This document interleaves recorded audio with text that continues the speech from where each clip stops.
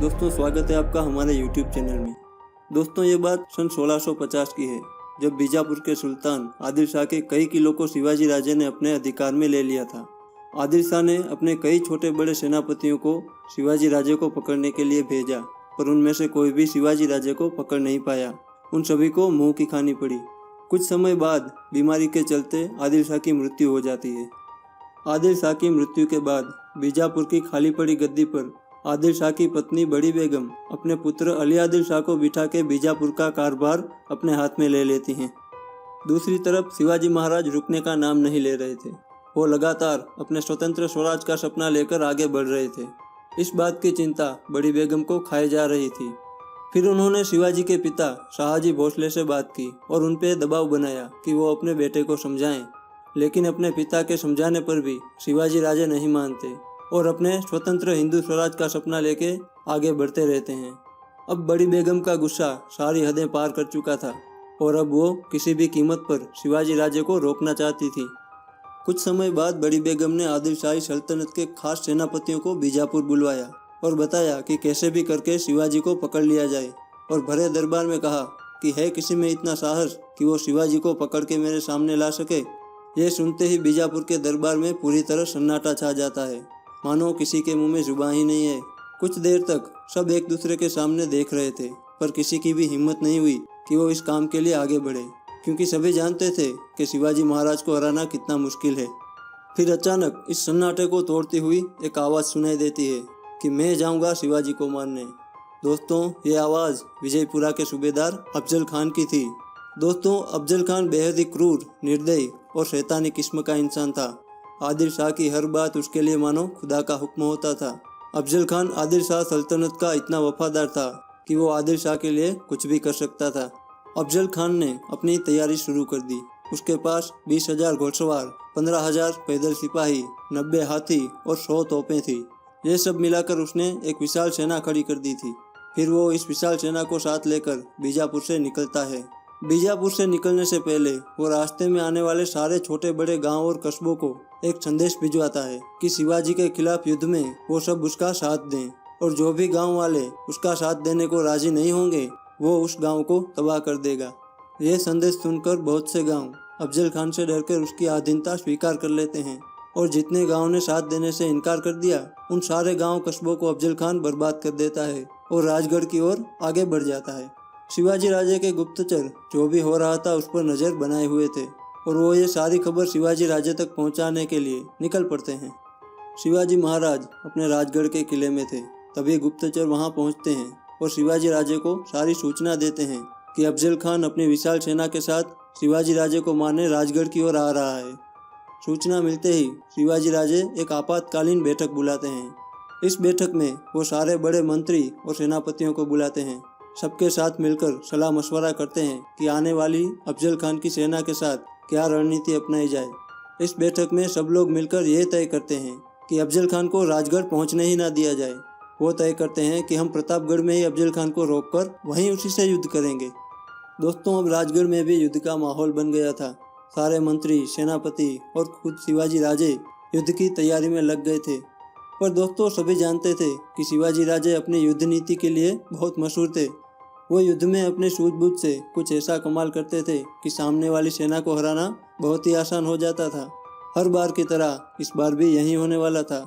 शिवाजी राजे ने अपने गुप्तचरों को बुलाया और आदेश दिया कि वो सब वापस जाएं और अफजल खान की सेना पर नज़र बनाए रखें और वहाँ की सारी जानकारी उन तक पहुँचाते रहें, जैसे कि अफजल खान की सेना कहाँ पहुँची है, कितना तेज़ आगे बढ़ रही है, कहाँ कहाँ रुकती है, पहुँचने में कितना समय लगेगा, सेना में कितने लोग हैं, कितने हाथी घोड़े हैं, कितना गोला बारूद और कितने हथियार हैं।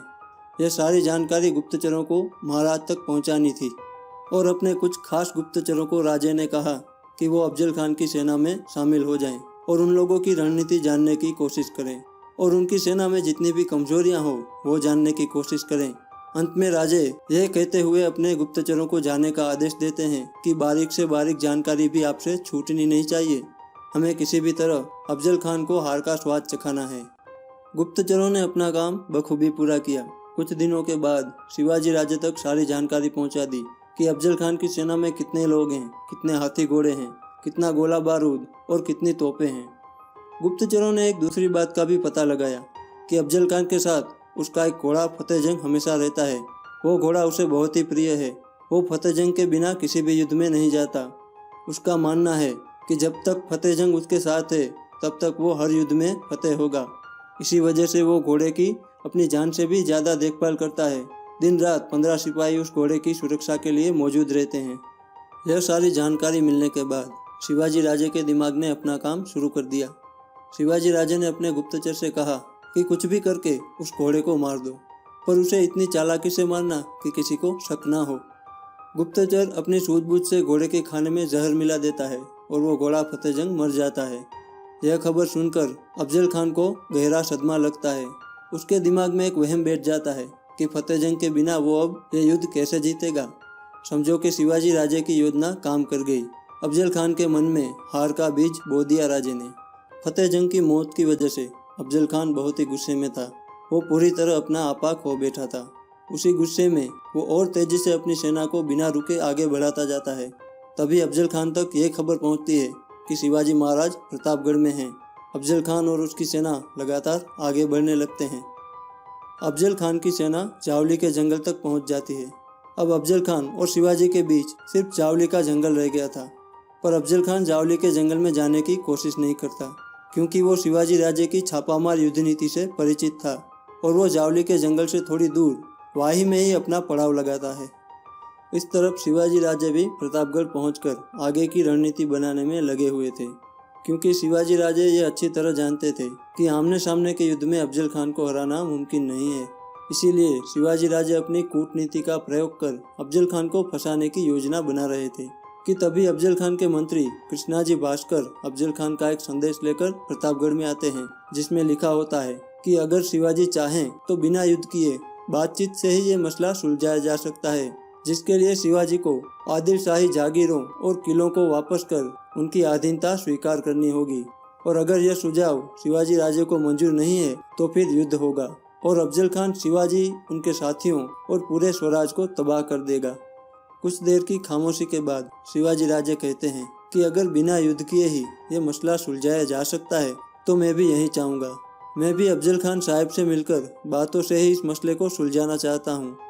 और वो कहते हैं कि मुझे थोड़ा समय दीजिए, मैं अपने मंत्री के साथ अफजल खान साहब के पास मेरी बात संदेश स्वरूप भिजवाना चाहता हूँ, ताकि वो मेरी बात विस्तार पूर्वक अफजल खान साहब को समझा सके। अब शिवाजी राजे अपना आखिरी दाव खेलते हैं और अपने मंत्री गोपीनाथ पंत के साथ यह संदेश अफजल खान को भिजवाते हैं कि शिवाजी उनसे बहुत डरे हुए हैं और वो युद्ध नहीं चाहते। शिवाजी अफजल खान के सामने हथियार डालकर अफजल खान की सरपरस्ती कबूल करना चाहते हैं, पर शिवाजी वहां आने से डर रहे हैं। अगर अफजल खान जावली आए तो शिवाजी उनसे मिलने की हिम्मत जुटा पाएंगे। वहां पर दोनों अपने सिर्फ 10-10 अंगरक्षकों के साथ आएंगे। अफजल खान ये बात सुनकर खुश होता है। वो मान जाता है कि शिवाजी उनसे डर गए। अपनी ताकत के नशे में अफजल खान शिवाजी राजे की बात मान लेता है और वो अपने विशेष सिपाहियों के साथ जावली में जाने का निर्णय ले लेता है। पूरा खेल अब शिवाजी राजे की योजना के अनुसार चल रहा था। अफजल खान अपने 10 अंगरक्षकों के साथ जावली के जंगलों में जाता है, पर वो अपने साथ 4000 सैनिकों की एक विशेष टुकड़ी भी ले जाता है। शिवाजी महाराज से मिलना जहाँ तय किया गया था वहाँ पहले से ही खेमा लगा हुआ था। अफजल खान अपनी 4000 सैनिकों की टुकड़ी को खेमे से थोड़ी दूर रुकने का आदेश देकर अपने 10 अंगरक्षकों के साथ खेमे के पास जाता है। थोड़ी देर बाद शिवाजी महाराज भी खेमे के पास पहुंचते हैं।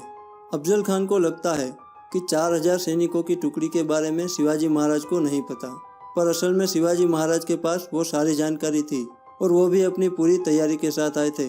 शिवाजी महाराज की सेना पहले से ही जावली के जंगलों में आ चुकी थी और अफजल खान की टुकड़ी को दबोचने के लिए तैयार बैठी थी। बस इंतजार था तो शिवाजी राजे के इशारे का।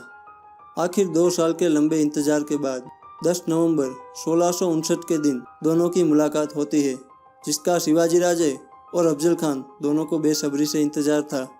शिवाजी राजे अपने 10 सिपाहियों को बाहर छोड़कर खेमे के अंदर जाते हैं। दोनों बातचीत शुरू करते हैं। अफजल खान कुछ इधर उधर की बातें शुरू करते हैं। थोड़ी देर बातें होने के बाद वो कहते हैं कि शिवाजी तुम हथियार डाल दो और हमारी सरपरस्ती स्वीकार कर लो। यह कहते हुए अफजल खान अपने दोनों हाथों को आगे करते हुए शिवाजी को गले मिलने के लिए बुलाते हैं। शिवाजी राजे भी उसकी ओर बढ़ते हैं। पर वो जानते थे कि यह कुछ छल जरूर करेगा, इसलिए राजे पहले से ही तैयारी करके गए थे। उन्होंने अपने हाथ में बाघनक और शरीर पे एक लोहे का कवच पहना हुआ था, जो बाहर से किसी को नहीं दिख रहे थे। जैसे ही वो उनसे गले मिलते हैं, तभी अफजल खान एक हाथ से शिवाजी को दबाकर अपनी कमर में छुपाया हुआ खंजर निकाल के शिवाजी की पीठ पर वार करता है, पर लोहे के कवच के कारण उसका वार नाकाम हो जाता है। तभी शिवाजी अपने बाघनक से अफजल खान के पेट पर वार करते हैं और उसका पेट चीर देते हैं। अफजल खान की चीख सुनकर बाहर खड़े अफजल खान के सिपाही खेमे के अंदर जाने की कोशिश करते हैं, पर शिवाजी महाराज के सिपाही उनको वहीं रोक लेते हैं और उनमें लड़ाई शुरू हो जाती है। ये देख दूर खड़ी अफजल खान की 4000 की सेना भी हमला करने आगे बढ़ती है। जैसे ही वो आगे बढ़ते हैं, जंगल में छुपी शिवाजी महाराज की सेना उन्हें वहीं घेर के उन पर हमला कर देती है। फिर जब शिवाजी महाराज अफजल खान को मारकर खेमे से बाहर निकलते हैं, तब अफजल खान के सिपाही समझ जाते हैं कि उनके सेनापति मारे गए और फिर पूरी सेना पीछे भागने को मजबूर हो जाती है। एक बार फिर छत्रपति शिवाजी महाराज ये साबित कर देते हैं कि युद्ध नीति में वो कितने कुशल हैं और उन्हें हराना कितना मुश्किल है।